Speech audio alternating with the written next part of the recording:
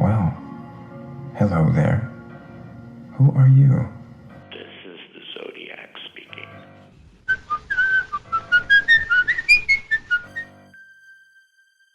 Killing must feel good to God, too. He does it all the time. And are we not created in his image? We all go a little mad sometimes. After all, murder is, or should be, an art. I could kill you now pretty easily. Do some interesting things before anyone showed up. What are these films you can't wait to look at? Welcome to the Final Girls podcast and the second episode of our series dedicated to on-screen serial killers from the silent to the Marvel era. I'm Anna Bogutska, your podcast host and a natural Hitchcock brunette. I'm joined by film critic and friend of the pod, Layla Latif, to discuss 3 Alfred Hitchcock films that have serial killers at their core. Not that one.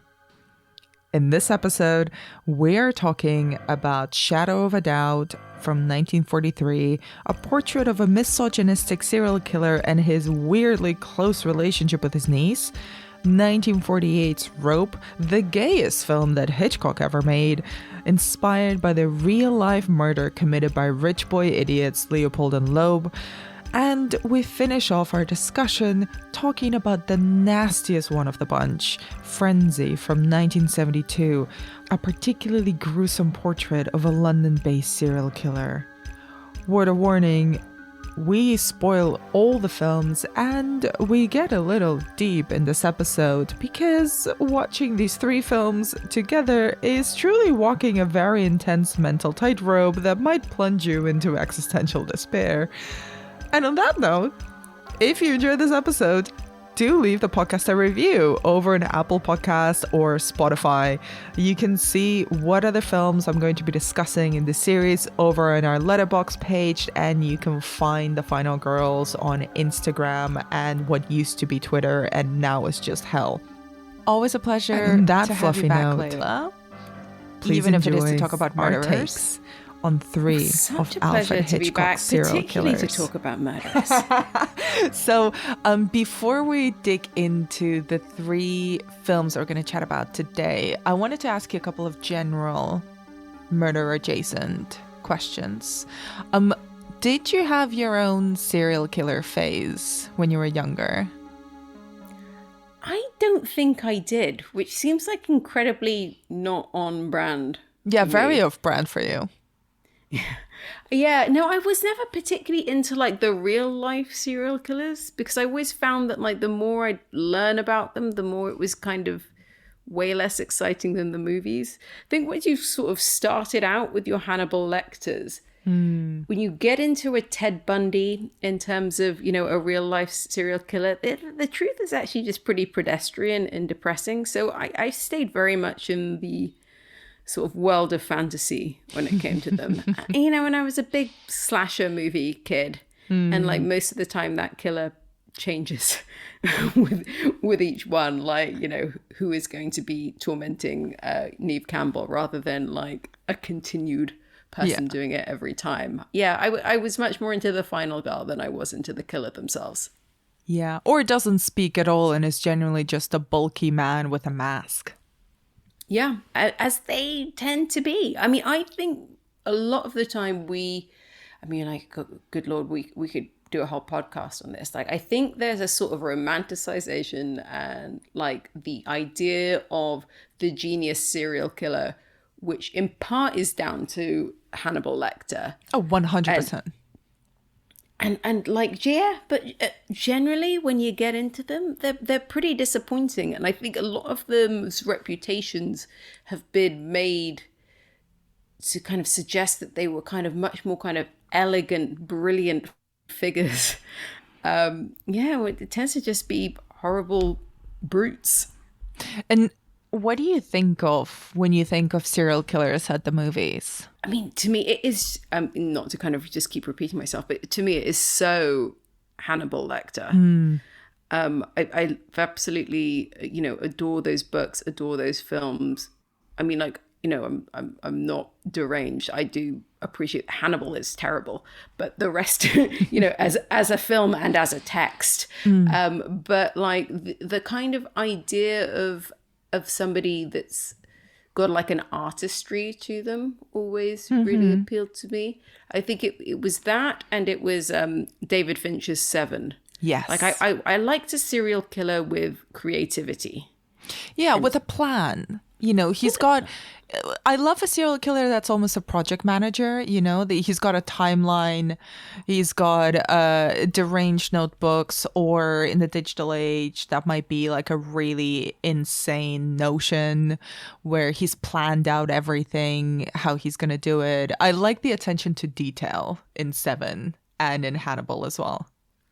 And I think that these people kind of gain a level of affection with us because, I'm reminded of something that I read about Vince Gilligan said about the characters of Breaking Bad, where when it comes to Saul, when it comes to Walter White, people can stay on side with them because people fundamentally want to see people who are very good at their jobs. Yes.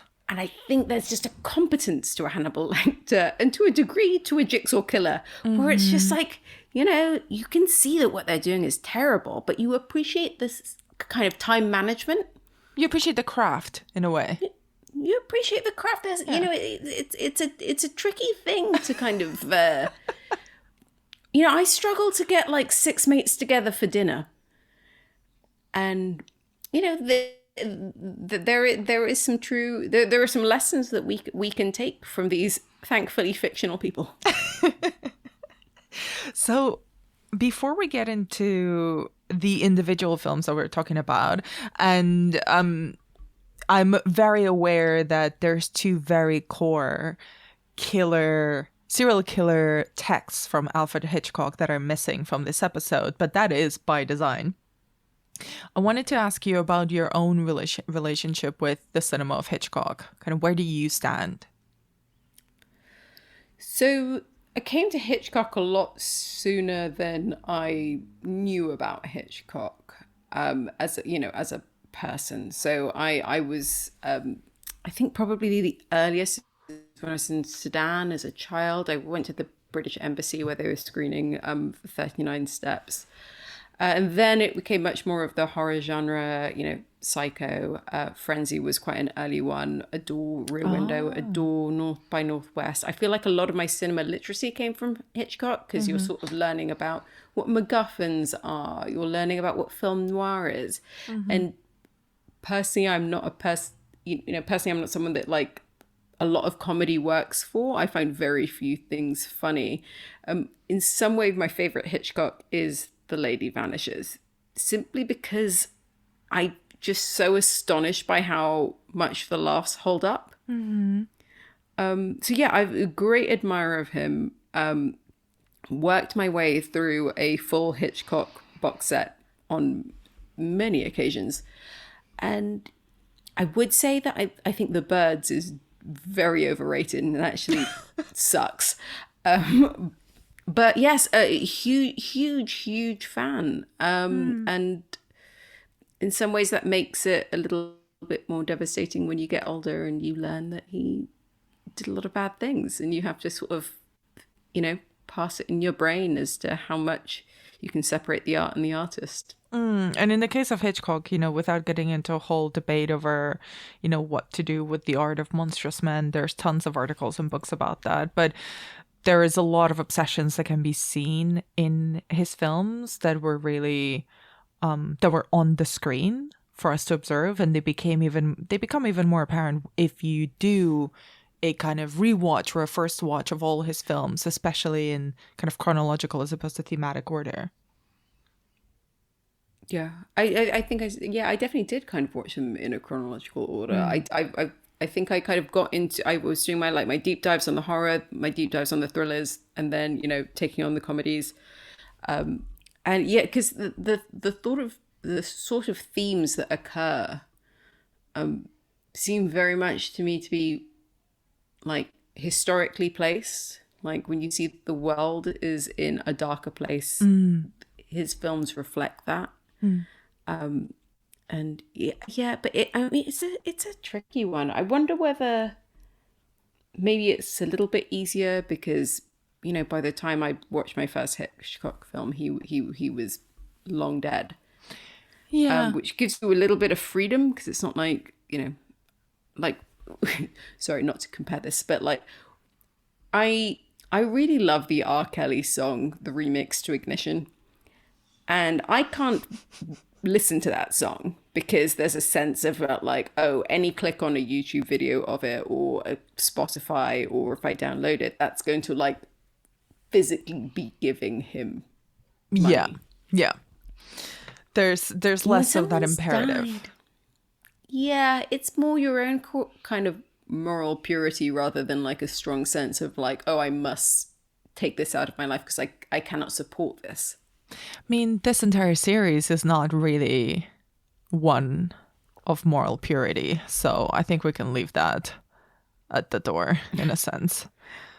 I know. I did have a sad moment the other day, though, where I walked past Gabuska, who was singing the remix to Ignition, and I was just like, oh my God, I've missed it. But no!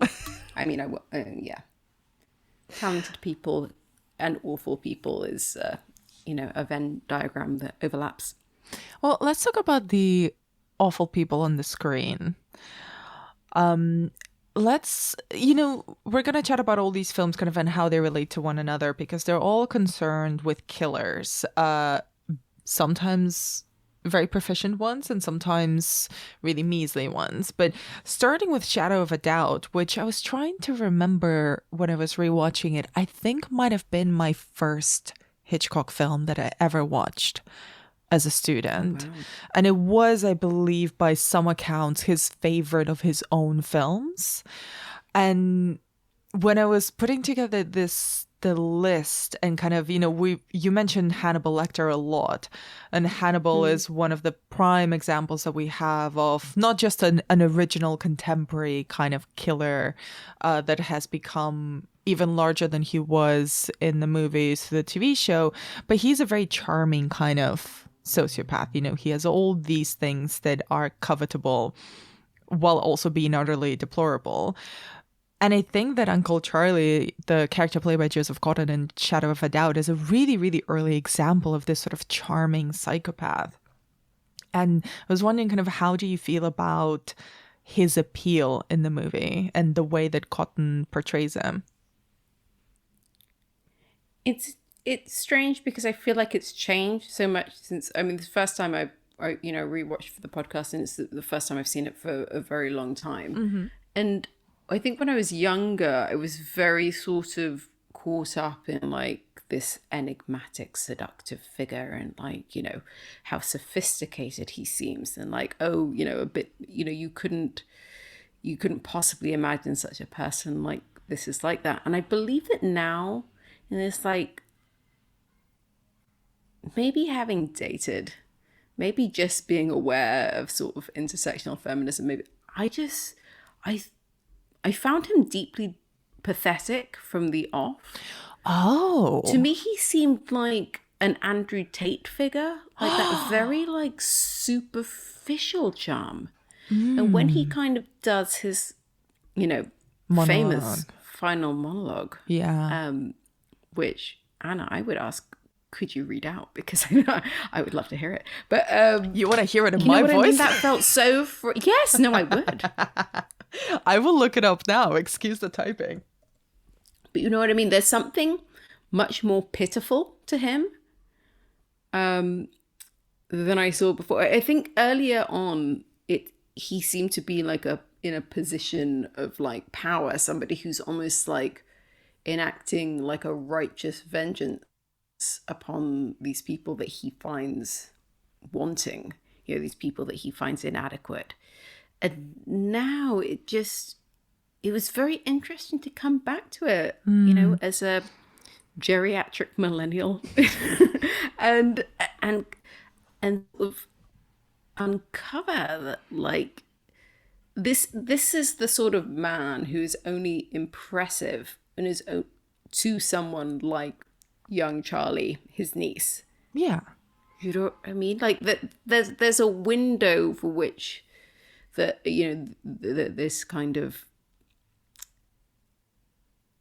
that this feels like a kind of genius poet. I think as you get older, you're just like, oh, this is just a deeply depressing, pathetic human in the way that the world is filled with similar people.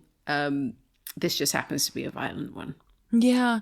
And it's interesting you mentioned that, because I think there is a reason why, we're kind of charmed by even the idea of a serial killer, particularly if you do, you didn't.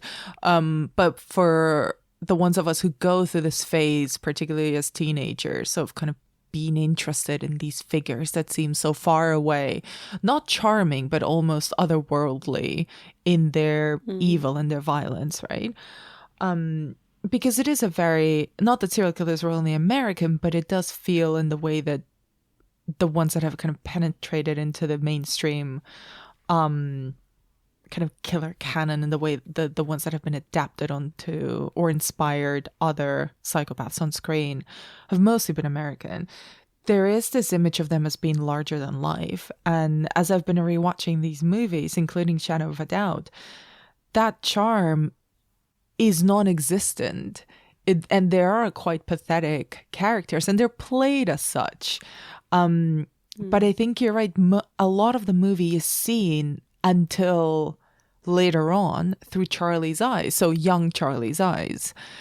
And the way that she sees her own connection to her uncle is almost like her starting to discover kind of that darkness in and of herself, that darkness that seems to be appealing to her. But as soon as she starts suspecting him, that charm is revealed to be really, really flimsy. And I don't know if you think that Cotton was playing it kind of knowingly, because it is it is of a time, so it's moralistic in the way that any evil has to be punished and any evil has to be abhorrent. And we don't really see Uncle Charlie commit the murders that he's guilty of, but we understand what the motivation for them is. And there is this like sense of darkness to him that as soon as you see it, as soon as you know that that's who he is, that it's beyond a shadow of a doubt to, as the title suggests, the charm kind of evaporates. So it's a weird film to rewatch, because once you know, you cannot look at him in the same way. You cannot look at him through those kind of young Charlie eyes. Oh yeah, I completely agree. In a way, it's a coming of age film. Totally. In the most classic sense of the world, where it's like your illusions about the world around you are being stripped off. And that to me makes sense for the sort of film that Hitchcock was making in 1943, because like this was, obviously the middle of the Second World War, and the whole world is going through a sort of reevaluation of what surrounds them. And what does evil look like? And how sort of evil could look very familiar. Mm-hmm. And look quite close to, like, the people that were warring, the people that, the British and the Americans, Hitchcock was British, but at the time he was living in America, are fighting in World War II, are not like foreign and disquieting in like the same way. We're talking about people that they've kind of probably have a shared, a sense of a shared history and a shared culture with. And so for that to be the ultimate evil all of a sudden is, I can imagine how much that would like throw you off your course. But still, watching this, I gotta say for a second, the thing I was almost most reminded of is like, do you remember the moment where you discovered that Ted Bundy isn't actually hot? Do you know what? I actually have a weird one with that, because I think I saw pictures of him before I was exposed to the narrative of Ted Bundy was hot, and that's how he managed to convince women to go with him and help him out. And I was like, he really wasn't. How did this get started? Is the bar that low physically for serial killers? I mean, it is. It really is. Sure. But I mean, like the way that people talk about Ted Bundy, you would expect like David Gandy's Dolce & Gabbana ad to be like what was being presented in court. And there's something so strange about it's like this idea that we have to we have to so emphasize the charms, and we have to kind of, you know, like be like, oh, but you know, who could resist? And it's like, yeah, watching this again, I was just like, yeah, Charlie is a red flag from minute one. And Ted Bundy was not hot. Well, there is something interesting there, right? Because, and I think you mentioned it earlier, but it's in the context of Hitchcock's career, this is also his first truly American movie that's set in America. And I wonder if this has to do with it as well, because in this small town, Santa Rosa, right, I think it's called, where the narrative is set, Uncle Charlie is an exotic kind of visitor. You know, when he comes in, it's possibly the most exciting thing that's happened to that family and that town in a while. So I think that charm that seems kind of so unbelievable is wrapped up in this idea of, well, if nothing happens around here and this tall stranger comes through, that's by default charming. And I wonder if you have thoughts about kind of how Hitchcock portrays this idea of idyllic Americana that gets perverted by this exterior force. What's that? An idyllic Americana where there's a rot in their foundations? I've never heard of such a thing. Yeah, it's a tricky thing because I think as much as I'm not American, I've spent some time in America, but not a ton. I'm still like my view of America is like my view of America from the movies. Yeah. And so I think I'm coming to any depiction of America with a slight confusion as to what their values are. And I think maybe what I relate to with Hitchcock in this film is that there's the idea of like America as being like slightly puzzling. Like there's a quaintness to it, but there's like a astonishingly dark, sinister underbelly. Like the relation, like everything's slightly off in like his version of Americana. And to me, it makes sense that he's coming into it, not just as a person who's in like, you know, mid-World War II trying to make sense of everything, but also just in this new landscape trying to get what the real foundation of this place is. England has got such a sort of strong sense of itself, for better, for worse. I mean, I would say largely for worse.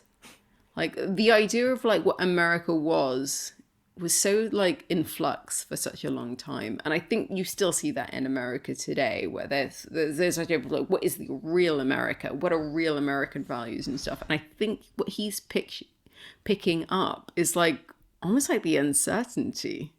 Like they're excited about the new, but also keep it away. Maybe it kills you. And before I touch on the monologue again and Uncle Charlie's motivations, where does this film kind of sit within the work, but also the life of Hitchcock? I mean, like he was established at this point. The 39 Steps had done brilliantly. The all-time laugh riot of The Lady Vanishes had done terribly well.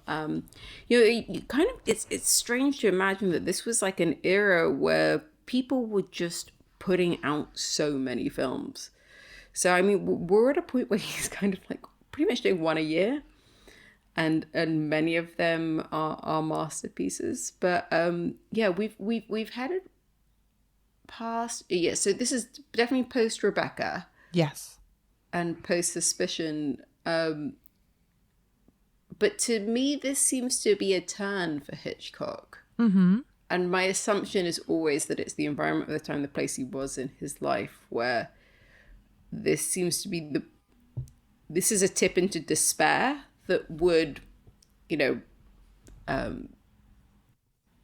be common in many of his later films, particularly actually in the films that we're going to go on to talk about. But I think this is the moment where he actually embraces a true kind of like darkness of humanity. That darkness is really, I mean, it's embodied by Uncle Charlie, by Cotton's performance, the way that the motif of smoke keeps coming up everywhere, like he's this dark cloud that appears and is, at risk of consuming everyone around him. But especially this monologue, you echo Andrew Tate and that kind of ilk of professional misogynist. But even though it's incredibly scripted, there is a chillingness to the way that he delivers that monologue, where he is in plain language and in plain sight of his family, explaining, really revealing the depth of his hatred for the women he selects to kill. It's not really motivated by money, even though, he's gaining all their money. But what do you make of that moment and the way that he does this really extreme close-up on Cotton's face as he delivers those lines? Yeah, I would say in terms of Cotton, phenomenal actor. Obviously, I think this is probably the best scene of his career. You can sort of... It's almost like watching a person being possessed. But maybe it's more sort of an unveiling. Anna, I need to hear you read the monologue, because it's just, I mean, people talk about the Norman Bates one. This is Hitchcock's best killer monologue. We got to hear it. I'm going to read it, but in the edit, I will change my voice to Cotton's, because no one could do this man justice. I'm excited to hear you read it. I think it'll be so different hearing it from a woman's voice. I'm very excited. Yeah. Do you want me to go full Cotton? Yeah. Okay, let's do it. The cities are full of women, middle-aged widows, husbands dead, husbands who spend their lives making fortunes, working, and then they die and they leave their money to their wives, their silly wives. What do the wives do, these useless women? You see them in the hotels, the best hotels every day by the thousands. Drinking the money, eating the money, losing the money at bridge, playing all day and all night, smelling of money. Proud of their jewelry, but of nothing else. Horrible. Faded, fat, greedy women. They're alive. They're human beings. Are they? Are they, Charlie? Are they human, or are they fat, wheezing animals? And what happens to animals when they get too fat and too old? I did not enjoy that.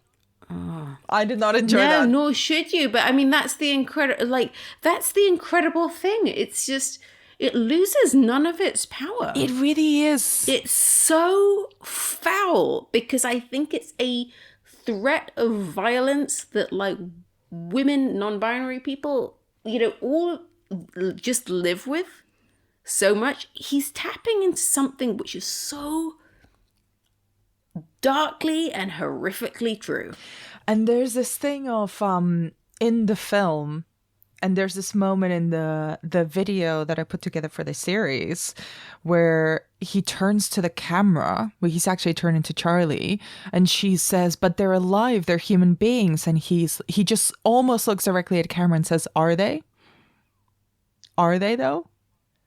There is such a disdain, and he mentions money, money, money in the monologue, but it's not about money. It really isn't. Not at all. No. It made me think a little bit of watching it this time of like what, Bassem Youssef said recently about how when you label people rats, you don't care what happens to them. And like this whole thing of like, it's not enough to sort of perpetuate violence against women. It's not enough to be a sadistic serial killer. You have to make them subhuman. Yeah. And then we can all, I don't know, not care what happens to them, I suppose. Well, yeah, it allows you to maintain a kind of moral high ground because you're not actually killing or hurting another person. You're killing rats or animals, like he describes them in this monologue, in this scene. Andrew Tate Andrew Tate demanding a sandwich of a woman is just, like getting a dog to fetch a ball. Yeah. And it's the same vibe as the thread that exists in Rope, to segue into that next film, that is what I think connects both Shadow of a Doubt, Rope, and Frenzy. And Frenzy is a much nastier film that we'll come to in a bit, but Rope also has this very slightly satirical speech because it is delivered by the Jimmy Stewart character.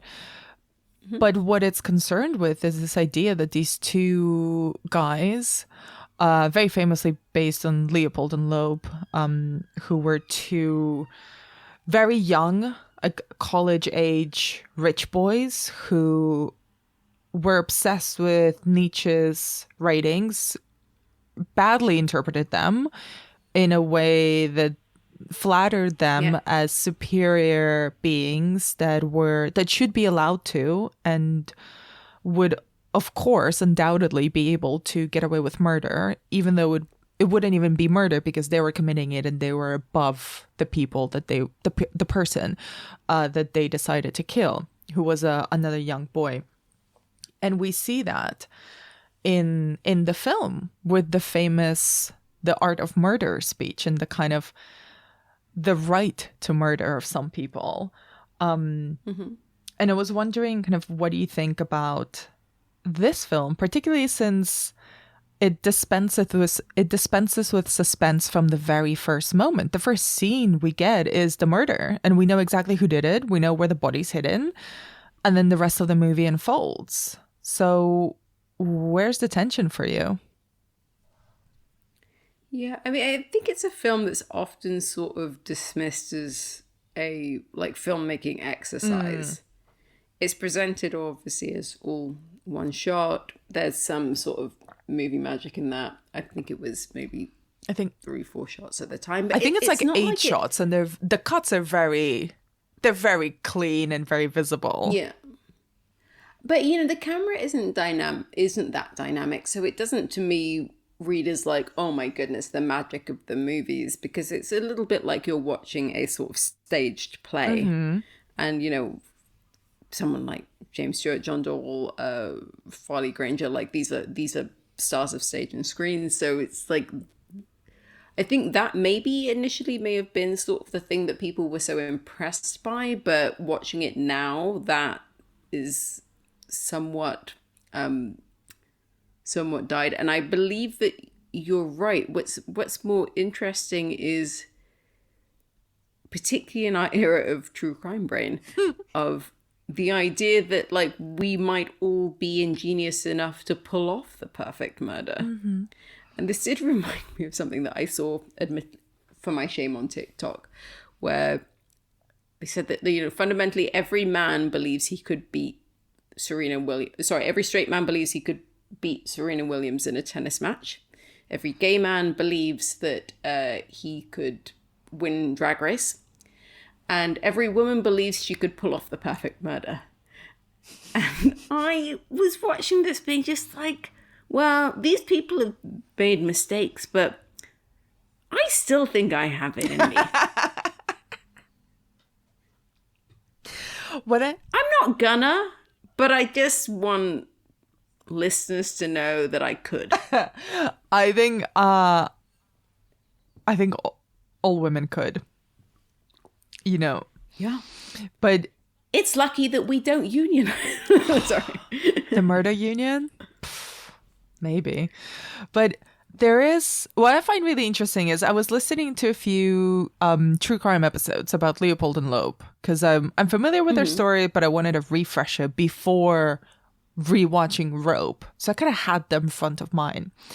And, to echo what we were saying before about Uncle Charlie, about kind of this like sleaziness or kind of pathetic nature of him that becomes revealed almost after you watch the film for the second time, knowing who he is and having that monologue in the back of your mind. There is also much as the real Leopold and Loeb, where their hubris really stemmed from the fact that they were unbelievably wealthy and their money protected them in a way that I don't think, they fully acknowledge, but that I hope that we can kind of understand how much that protected them, both at the time of the actual trial, but also in shaping their thinking that they could and should get away with murder. They did a really sloppy job, so they were caught very quickly after they killed the teenage boy. They fully believed that they were in the right. And even in the first kind of interrogation moments when they were caught, didn't even bother asking for a lawyer because they fully believed that they would just be let go because their families were important and very wealthy. And to the credit of Hitchcock and the actors, and in the movie they're renamed Brandon and Philip, they have that rich boy arrogance that, at least for me, makes them instantly laughable, because they do come across as boys who have gotten their hands real messy and don't even understand what it is that they've done.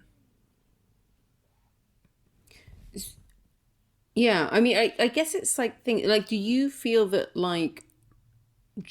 Jimmy Stewart is this sort of voice of reason, almost like superior intellect that's coming into this? Do you think that's what exposes the sort of, I know, just how sickly and pathetic these two guys are? Because they're pitiful.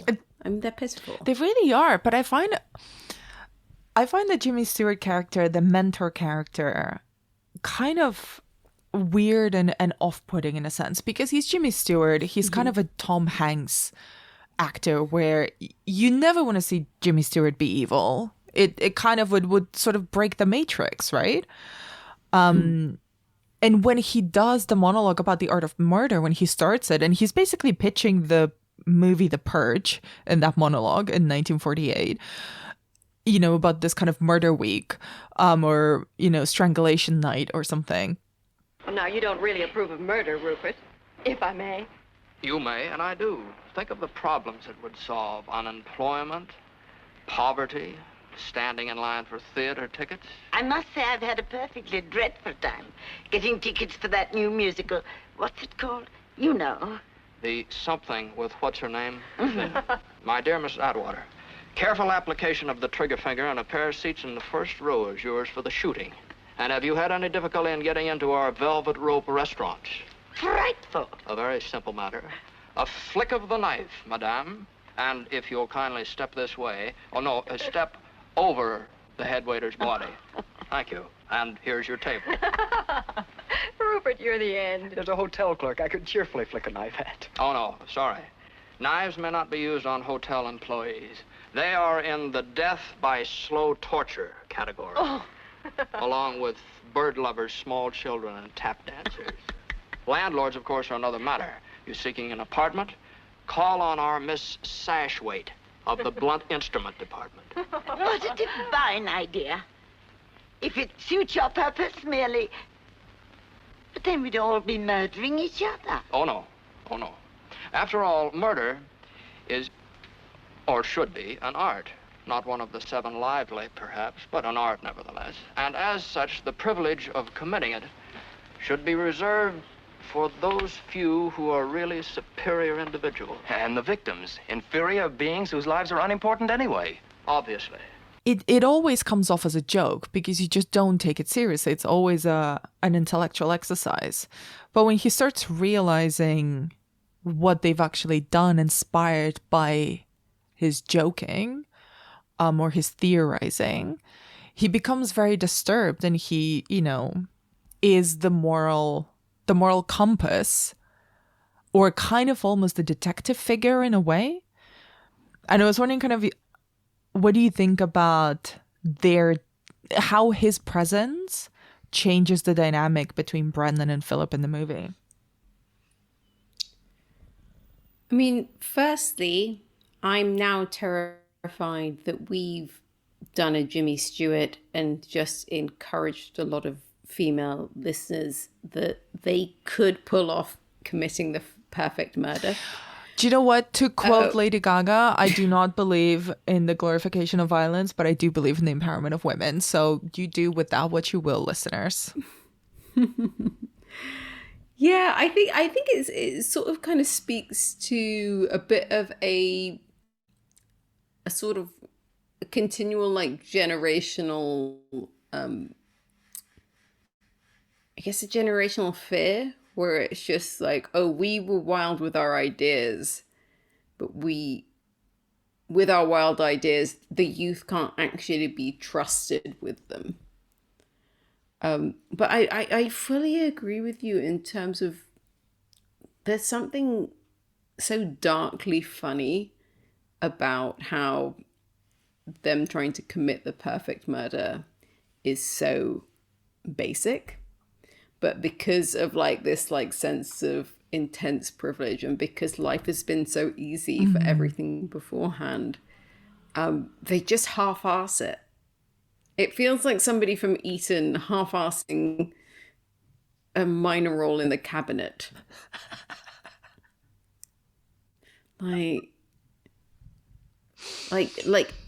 you know, you don't, this may have presented itself to you to be easy, and you may have like this like incredible legal team that will probably help you get through like the worst of what you do, but like, yeah, there's like a sense of that these men are babies, and a little bit in the shadow of the doubt of a doubt there's also this like idea of like infantile men, that like as much as these are men that we should fear, these are also male characters who are inadequate with dealing with the world, don't want and can't even really consider consequences for their actions or any real sort of responsibility for the things that they do.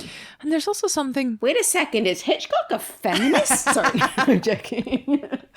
But there is something also like really childish about the way that they insist on displaying their mess, you know? It's like this, like, I'm gonna get scatological, so forgive me. It's almost like kids who've pooped in their own hands and want to rub it all over the walls and show it off to you. Like, they insist on hiding the corpse of the boy they've killed in this big trunk. They want it in the middle of the room. They want to serve food off of it. They miss, on purpose or not, the rope kind of dangling outside of it. The John Dahl character, Brandon, wraps these books in the rope that they used to kill the boy to give as a present, or kind of lend the books to another character. Like, there's so much of rubbing everyone's face into what they've done. Like, they're begging to be discovered so that people could appreciate their, you know, supposed perfect murder. So I always got a sense that I don't know that they even particularly wanted to kill him. What truly sort of is their cup of tea, what tickles their fancy, is the idea of being above it all. Yeah. And their entire lives, they've been told that they've been above it all. And in many ways, they have been. I mean, they're not delusional in that way. I think there's probably many, you know, even in the real life case, had like they'd taken an hour more care, they probably would have, as very wealthy, you know, white privileged men of the era, gotten away with it. Maybe if they just asked for that lawyer, you know, at the beginning. But it's like there's I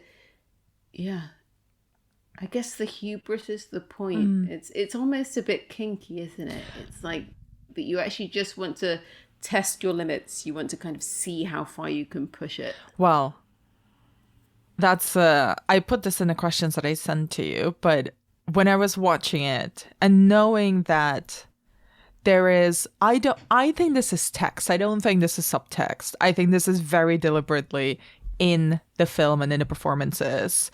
Brandon and Philip are implied to be sexually or romantically involved in some way, and as were the real Leopold and Loeb. But this is, actually, let me phrase that as a question. Is this basically a film about edging? Isn't everything about edging? Yeah, I think it is a film about edging. It's I mean, like, sexually, there's certainly a like kink element at play. They're sort of they're being titillated, they're being scintillated, they're being turned on by violence, they're being turned on by like fooling people. I think of the same way that like two people, you know, not just edging, but like two people having like a illicit affair. The thrill is in being close to being caught. Mm-hmm. But I also think there's something in that when you're a child, there's a, you know, when you're raising kids, you just get so much about like they're testing their limits, they're testing their boundaries and stuff. And like, imagine like growing up your entire life. And I think basically no woman will be able to imagine this, but like the idea of having no limits, no kind of terrible behavior that will necessarily like exclude you from society. And I think there's that as well. There's a kinky edging, but there's also a sort of socio-political edging. It's like a moral edging, basically.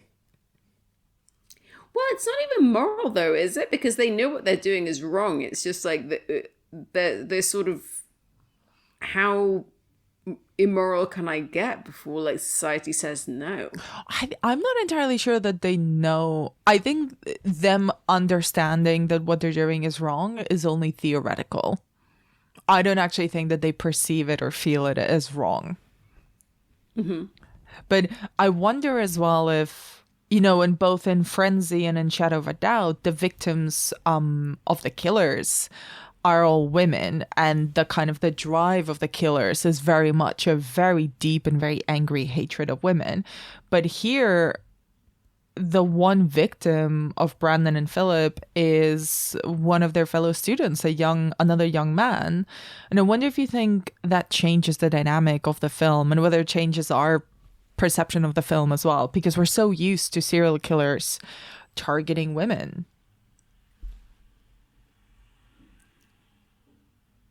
I think in a way what it does, or at least like probably because of like everything that I've, you know, ingested around it, is it makes me feel that it wasn't born of hatred, if that makes sense. Mm-hmm. Which feeds into the themes of the films. Like, I don't think they killed Brandon because they wanted him dead. And that there's a sort of, let's say, had we started off with the horrific, you know, murder of a woman, I think our position would be that, like, oh, there was a passion behind it. As sick as it was, there was kind of like a feeling behind it. But there's something about it being a man who looks like them, who's part of their kind of area of society, that makes it all the sort of mechanical. Mm-hmm. Does that make sense? Yeah, it does. It's sort of like dispassionate and more intellectual. Like almost like the victim doesn't matter at all. No. Yeah. Which is not actually how it really like passes out in the real world, because I think that those sort of things are surprisingly rare. And obviously in the real life case, it was somewhat, I believe he was like a preteen. He was, yeah. You know, certainly like, so that, you know, that's a significant change. It sort of takes out that level of evil, and it just kind of focuses on like the entitlement of these guys. And with this film, with Rope, with Shadow of a Doubt, and later on with Psycho, obviously, the killer is very much the center of the film. We spend most of our time as audiences with them. Do you think that Hitchcock's killers, his protagonist killers at least, have anything in common?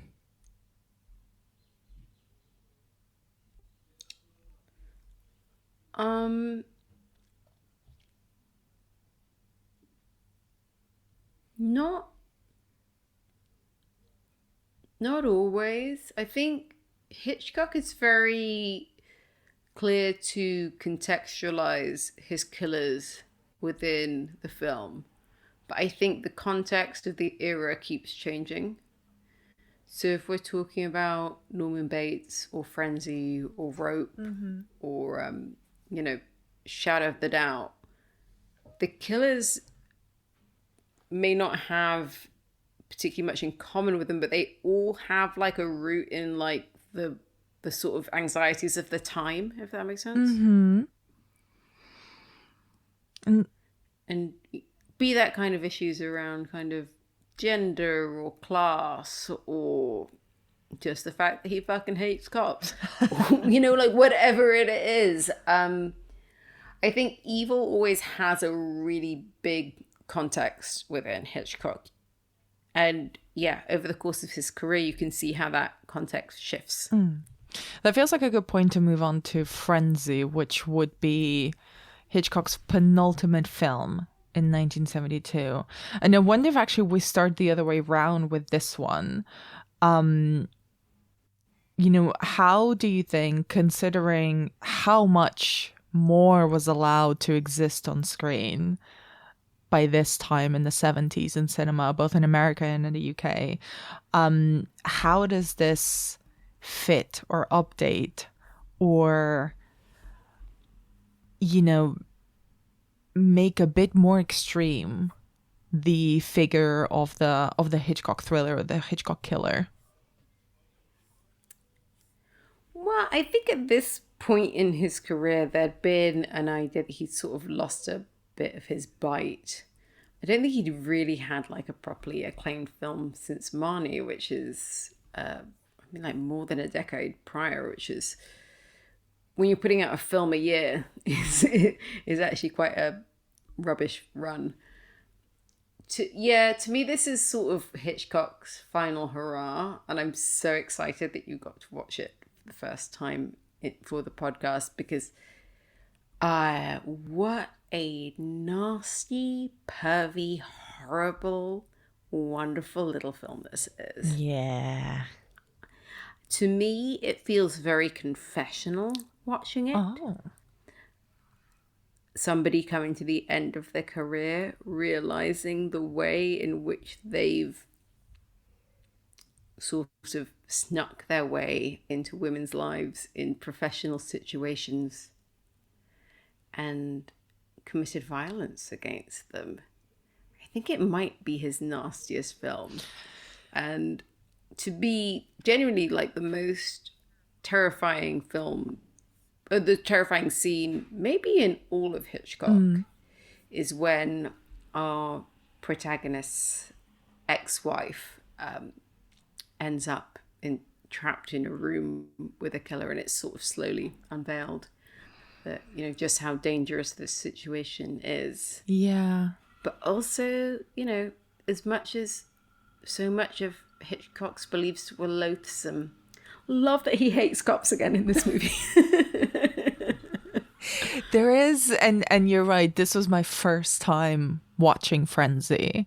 And I think I sort of always stayed away from it for two reasons. One, because, I've been living in London for a while now, but somehow I didn't want to watch it until I felt like I lived in London, you know what I mean? Mm-hmm. And also I had heard and read how aggressive and nasty it is. And I've watched a lot of nasty shit, but there is an ickiness to this film that I really felt like taking a shower after watching it.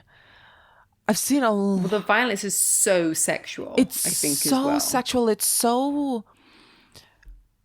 trying to find a way to describe it, because it's not to say it's not a good film, but it does feel like almost Hitchcock unleashed. You know, that now the rules that had kind of kept his filmmaking, his images in check for decades, had fallen apart, had fallen away. You know, it was a different kind of industry. We were seeing films like, even in the two years, but in 72 when this film came out, and the previous year, we had A Clockwork Orange, we had Straw Dogs, we had The Last House on the Left. They're really violent films. And a kind of violence that really sticks to your skin and makes you feel icky in a really deep-seated way. And that scene with the ex-wife, especially while she's trying to handle Rusk, and we know what's going to happen because this scene has played out many times, and the way that the camera, I know they used body doubles, but the way that the camera it does these really tight close-ups on her flesh as she's being assaulted, as she's being murdered. It felt, I know that Giallo is very violent, but that's so stylized. You can really remove yourself from the humanity of the characters, because they're barely characters to begin with. They're really, like, the blood is way too bright, and it's very obviously dummies, not real people. This feels so close up that it felt very gruesome, and sort of leery. Oh, it,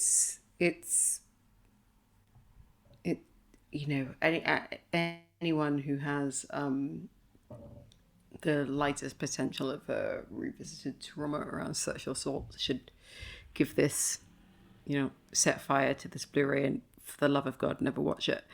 But I think Anna Massey it's Barbara Lee Hunt, who's playing Brenda. You know, a professional woman, a psychologist who's essentially trying to counsel someone, only to discover she sort of, almost by like her kindness and by her professionalism, locked in a room with the most dangerous person possible. It sort of speaks to such a great fear where, like, women are conditioned to sort of move past their own discomfort to accommodate the needs of men. And I think in this case, what I love about her performance is that you just see her dissociate. You see her knowing that all she can do is try and be there as little as possible. Yeah. And it's devastating. It's sort of devastating as well in the previous scene when she goes out for dinner with her ex-husband, our kind of innocent man who people think is the actual killer committing the murders. This former RAF leader who really is a forgettable character. There's really not that much to him except that he's a bit of a hothead and a bit of a dick, and he is also just a massive dick to his ex-wife, and she also kind of manages him and takes pity on him and gives him money and takes him out to dinner on her dime, even though he bursts into her office and kind of just yells at her for absolutely no reason. I wonder kind of, how do you think, because the killer in this film, Bob Rusk, and the lead are buddies. Like how, and Hitchcock, you know, has always played around with doubles and with kind of the wronged innocent man. How do you think that dynamic deploys in Frenzy?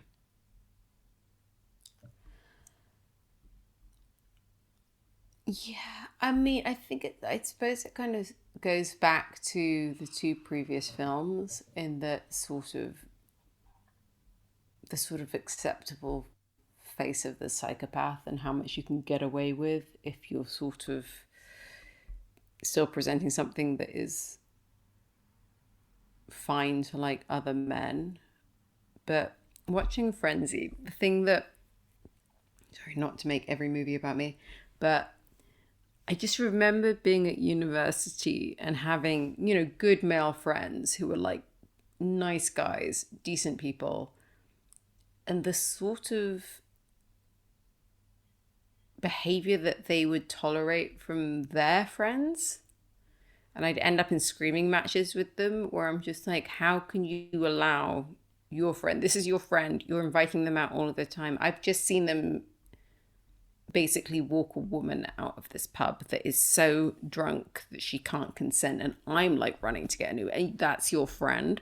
Like there's an element of men just not seeing the red flags that are so glaringly obvious to women, but then women are conditioned to pretend they don't notice because, you know, like the men have told us that we're just being like hysterical.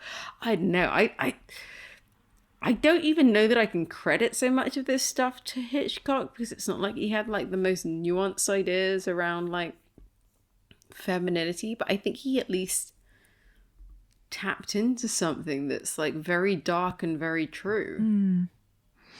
And what do you think of Rusk as, not as a killer, but he does, at least until we see his real face, present as a kind of prototype for the quote-unquote nice guy villain, because he is very matey and very approachable and in a superficial kind of, we're pub friends kind of way.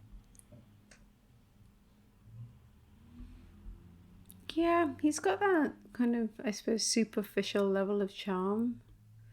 He's got like an obnoxiousness to him and a shallowness to him that I think only exists under the patriarchy.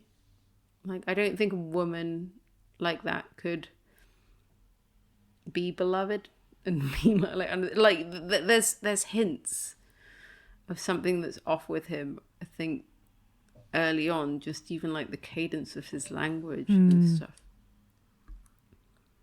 It's you know, and it's for saying that, like, you know, something, the director of Psycho, to be like, this is when he fully embraced darkness. I don't, yeah, this is a much more disturbing film than I think anything in his oeuvre. And I love it. And I love Covent Garden of it. And I love that, like, it's horrible and it's true. And, you know me, Anna, I'm a food person. I used to work in food. And, like, just that the detective's wife has sort of become a very pretentious cook on her, like, cooking course is the most delightful detail. And you expect her to be... You expect the power dynamic between them to be quite different. You expect, like, her to be, like, desperate to please, and he hasn't mentioned it. And instead, the sort of, like, twist is that she's like, I don't give a fuck if you like it. Like, I'm, like, expanding my cultural horizons and, like, cooking to the best of my ability. It's such, like, a nice little, you know, like, it takes the weight off you when you're watching this film, because it's a really dark thing to contemplate, I think, otherwise. Yeah, it's a real kind of comedic palate cleanser, that little subplot of the wife cooking very gray food. Everything is gray, brown. Even, you know, as she's describing these recipes, I was thinking, this is not supposed to be this color, I don't think. It was the 70s. But do you, and you know, you mentioned Covent Garden, but this is a very London film. How do you think London is portrayed in this film? I think it's a London that doesn't exist anymore. The idea of those sort of intermingling classes doesn't really happen anymore. Yeah, I mean, this sort of this Covent Garden area. I mean, just generally central London has become a concern of the uber wealthy elite. And God, I don't want to say like London lost something, because in this case I'd be like, we've lost our working class serial killers. But yeah, there's a flavor to it which you kind of can't help but feel nostalgic for when you watch all of the, like, you know, beautiful Georgian architecture around Covent Garden and all the fruit that's just being sold for, like, you know, 5 a penny. It's gorgeous. But then I suppose, not to tie everything back to everything else, but, you know, it's a bit like his early vision of Americana, like you can be charmed by the surface, but there's some fucked up stuff happening just if you kind of peek around the corner. I do wonder those. I was watching it and I was thinking, actually, oh my God, I felt the opposite of nostalgia. I felt almost like repelled by this very... I wonder if this is to do with the fact that he was at the end of his career, at the end of his life, and kind of that confessional element that you were talking about earlier, almost this unleashing of the kind of movies that he wished he was allowed to make for most of his career.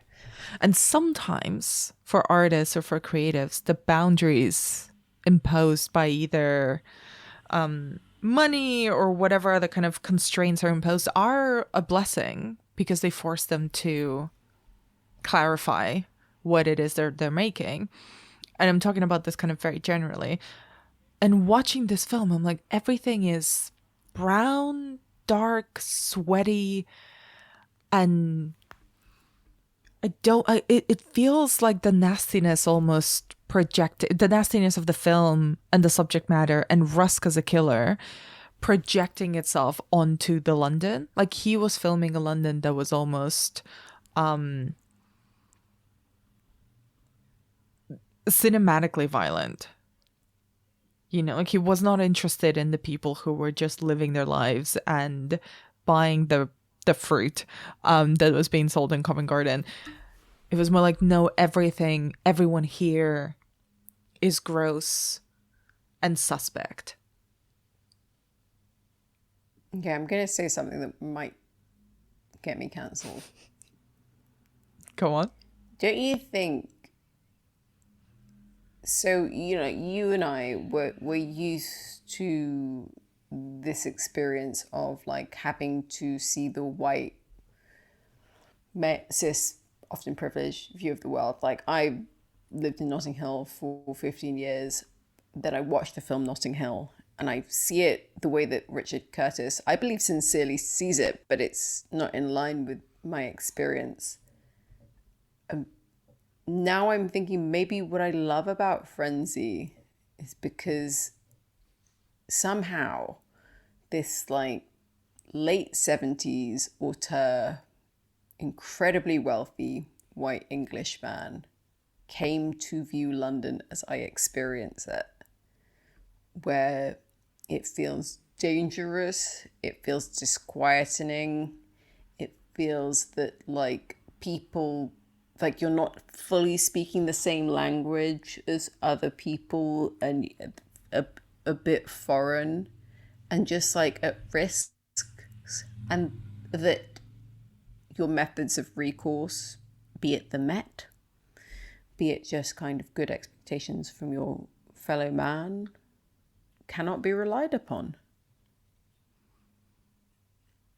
I'm not saying that Hitchcock made London from the perspective of a black woman, but I'm not saying that. There is something very depressing and also cynical about that. I get it. I get where you're coming from. And I can see it. And I think I can see it also particularly in the way that the bodies of the women and the victims are filmed and displayed. You know, this horrible, gruesome scene where I think is it Anna Massey's Babs, when she gets murdered and Rusk has to go find her body again and retrieve this this pin that she grabbed onto as he was killing her. We see this like naked, lifeless body fall out of a sack of potatoes. And I found that really, really distressing. Hitchcock's done so many violent films and has given us so many psychopaths that have endured in pop culture since they first saw the screen. But we were never exposed to this amount of just casual dumping of bodies. I don't know if there's something about the fact of, because he is Hitchcock, he's not, at this point in his career, he wasn't this up and coming, murder movie maker. It was like, this is what you always wanted to show. I didn't, because I felt that he presents that as being so disgusting that what he's almost showing is not that Babs is worthless or deserves that, but more of like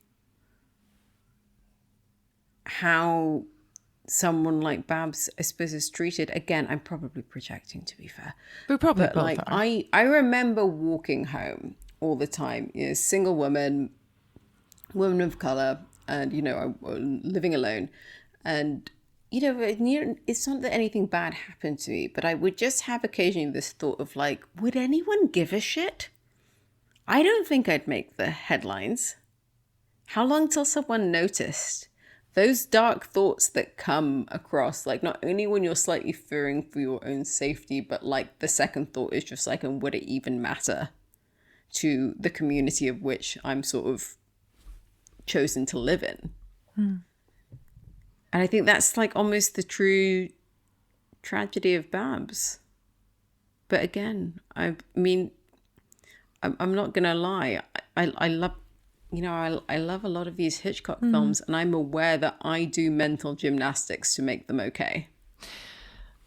Yeah. I think we all do. Because you have to admire the artistry and the filmmaking. But I think I've never actually felt this as acutely as I did with Frenzy. This almost stickiness of the film and this casual cynicism. Even though, both Uncle Charlie in Shadow of a Doubt and both the edgelords in Rope are very cynical, misanthropic characters.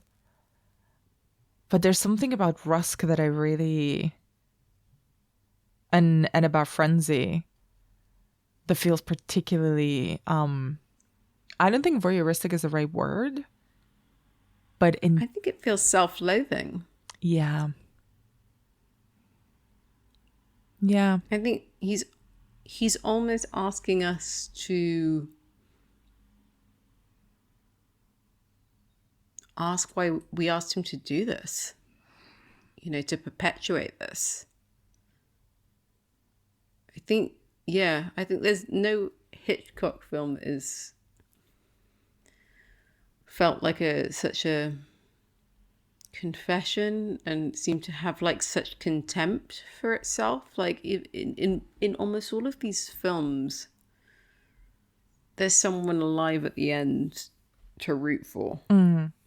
There's a Jimmy Stewart that maybe sees the error of his ways, in Psycho, in Lifeboat, in any of them.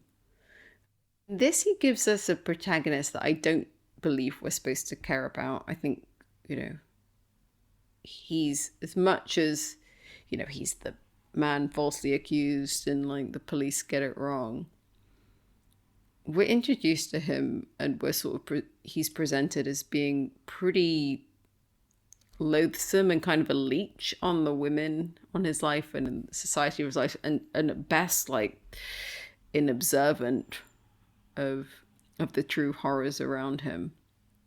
It's there's so little sympathy to be had in this film. There's sort of victims and violence and those that are ineffectual in the space in between. And then, of course, like a wonderful cook whose husband should be very grateful for his like duck or whatever it is that she's making. Well, as we wrap up on that very upbeat note, is there anything else about either of these films that you wanted to mention? I don't know. I'm worried I'm going to walk into the sea if we discuss this. I'm really glad that you saw this, because I think this is, even if you don't accept this as being like top tier Hitchcock, I think it's such intriguing Hitchcock. Oh, I don't think that you've done Hitchcock until you've watched Frenzy. I do think it's top tier Hitchcock. I just think it's perhaps because I now have a relationship with this city, and I have lived here for quite a few years now, longer than I've lived anywhere else. And, you know, you experience the idea of danger or the idea of these images differently when it feels closer to you than when it is a made-up suburban American town that exists in black and white and on the screen only. You know what I mean? Yeah. Thank you. On that note, sorry. On that note, the greatest horror story is what's happening potentially to archive.org. That is the violence that we should. That's the real serial killer. We are the true victims. Thanks so much for your time, as always. Can't wait to put this one out. Pleasure.